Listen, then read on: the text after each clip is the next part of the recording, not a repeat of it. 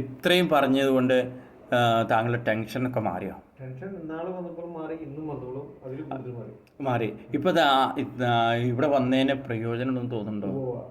അത് വലിയ വരാതിരിക്കില്ല. അന്ന് വന്നപ്പോ ഞാൻ പറഞ്ഞില്ലേ, നീ എന്നും അന്ന് വന്നപ്പോ ടെൻഷൻ കുറഞ്ഞില്ലെങ്കിൽ പിന്നെ വരേണ്ട കാര്യമില്ലല്ലോ. ഇപ്പൊ പറഞ്ഞോണം തന്നെ ഞാൻ എന്റെ പ്രശ്നം പറഞ്ഞില്ലായിരുന്നു. അപ്പോൾ അത് ഞാൻ മനസ്സിലിങ്ങനെ ഓർത്ത് നമ്മളായിട്ടൊന്നുമല്ല, അത് ഈശ്വരനായിട്ട് വന്നു, ഈശ്വരനായിട്ട് മാറ്റിപ്പോകും. അപ്പൊ ഈ പ്രശ്നങ്ങളെല്ലാം പരിഹരിച്ച് തനിക്ക് ആനന്ദം അനുഭവിക്കാൻ കഴിയുമെന്ന് ഉറപ്പുണ്ടോ? എനിക്ക് തോന്നണ്ടേ ഇത് ഞാനീ പറയണതിൽ എന്തെങ്കിലും അനാവശ്യം അസത്യമായിട്ടോ വിശ്വസിക്കുകയില്ലാത്ത എന്തെങ്കിലും സംഭവിച്ചിട്ടുണ്ടോ? എല്ലാം സത്യമല്ലേ പറഞ്ഞേണേ?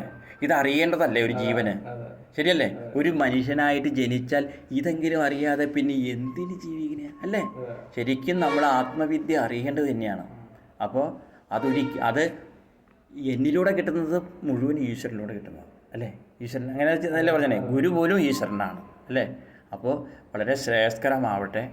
അപ്പോൾ ഇത് ഒരു അറിവായിട്ട് നമ്മളുടെ ജീവിതത്തിൽ നമ്മൾ ഈശ്വരനായി മാറട്ടെ, മനുഷ്യനായി വന്ന് ഈശ്വരനായി മാറട്ടെ എന്ന ഈ ഇവിടുത്തെ എഴുത്ത് വാചകം സത്യമായി ഭവിക്കട്ടെ അല്ലേ? അപ്പോൾ അതിലേക്ക് പൊക്കോളൂ കേട്ടോ.